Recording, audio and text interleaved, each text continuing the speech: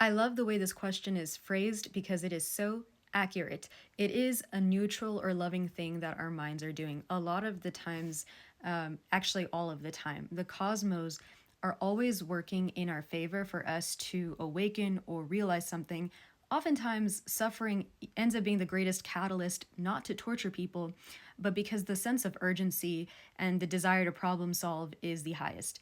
For this particular TikTok, I'm actually going to just focus on derealization.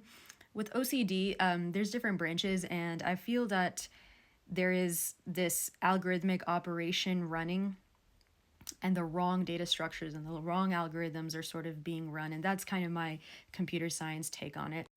Which you have, if you have more questions about, if anyone else has more questions about, I can do separate videos on that. For those who don't know, derealization is when you feel separated from your reality. Like I have gone through that from DPDR, which stands for depersonalization, derealization disorder. And derealization always felt to me like me being able to see through my eyeballs was me inside of like a mascot costume, where the mascot costume was my literal skin. Derealizing it feels like the world, reality you are in isn't actually happening. It feels like almost like a video game, dreamlike. Things feel sort of foggy. Distortion of time and memory will be huge here. You may also go in and out of viewing things as like familiar versus unfamiliar. Like, what am I doing here? How do I know you guys? Like, I've been friends with you guys for so long. Like, all of this stuff, it just starts messing with your head. And it feels like reality is sort of crumbling around you. Yes and no.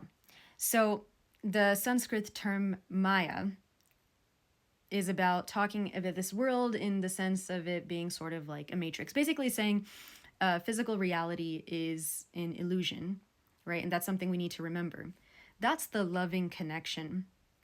So when we have only the Western interpretation, it feels like this darkness, this detachment, and all of this information without the heart centering it. Super important thing to note, you don't really want to pathologize people.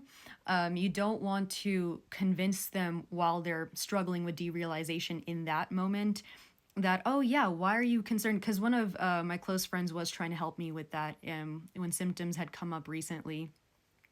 And I really appreciate that, but oftentimes the opposite is really what helps. So when you're in hardcore derealization, things that actually put you more into the matrix are really helpful. And when you are pretty well embodied and integrated and grounded in this reality, it becomes much easier since your nervous system's window of tolerance is more expanded through hopefully some somatic work, and you are more able to take in the philosophical principles. So that's an important distinction to make. And now that we've done that,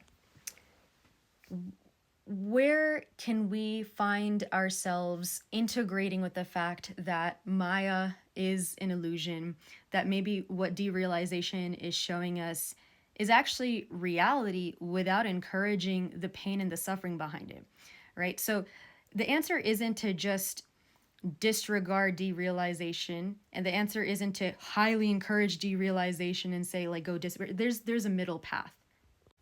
The middle path comes from relating to the divine in all of this. What does it mean to relate to the divine?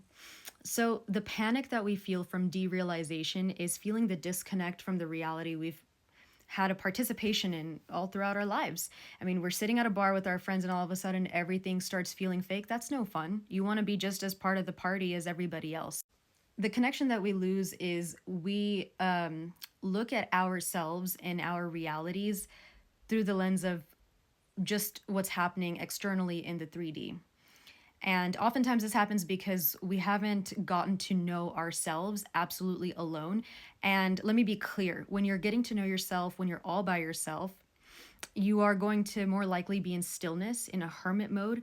And this is also biblical. This is where the voice of the divine can come in the greatest. So what you really want to be able to do is not see yourself as how others see you, because we are oftentimes externalizing our sense of self-concept. You want to be able to see yourself the way the divine sees you, which is infinite, right? You can do anything, you can be anything. And that's why like there's this panic between what the ego and the mind working together what they know, because they're working in your favor.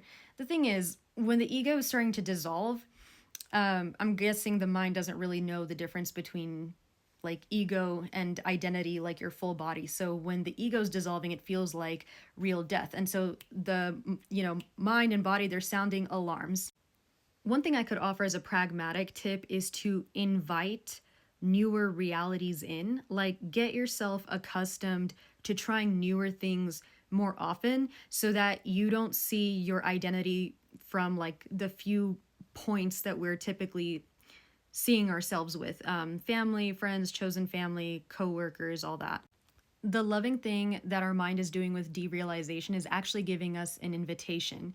In Tantra, a lot of things happening with consciousness is given like this whole thing of it just is what it is, but us projecting our context is what makes it sound really negative. So we have to remember what data are the cosmos trying to reveal from me. Now, that's not the easiest to think of right away, because the most important thing to do when you're having an episode is to absolutely ground the hell out of the situation you are in before we start asking these deeper questions. I want to be clear, this isn't to romanticize, what people are going through. I've been there myself, and the content I'm making in this video right now maybe would be what I would want to listen to if I'm like going through it, but certainly not if I'm having an episode. Based off of my own stories too, I want to say like there is a larger default mode your consciousness can be in with DPDR. That used to be me.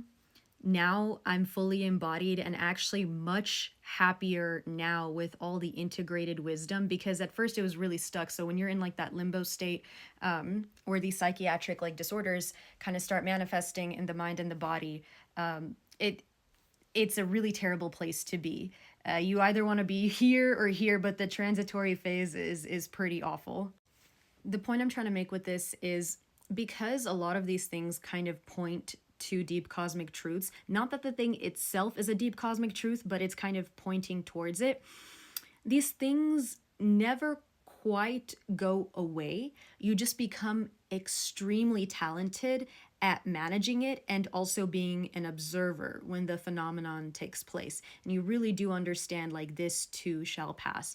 One of the ways this had shown up for me is like everything in reality that looked really nice felt fake, but everything that was really terrible felt more real. That was my issue. I was having like the distinction, because oftentimes a lot of these things are byproducts of intense trauma.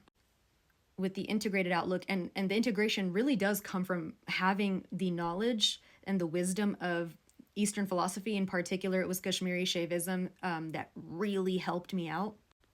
My life is actually 10, if not 100 times better, because you are able to have your head in the clouds and your feet on the ground.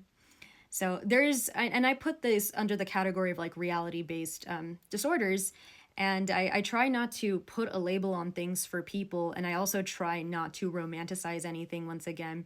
But if people are really going through this and they would like to have that transitory help, let me know. Because that is something I was thinking about, building sort of like maybe an embodied Tantra like module course thing, but specifically for reality-based disorders. So let me know if this helped at all and if there are any more questions.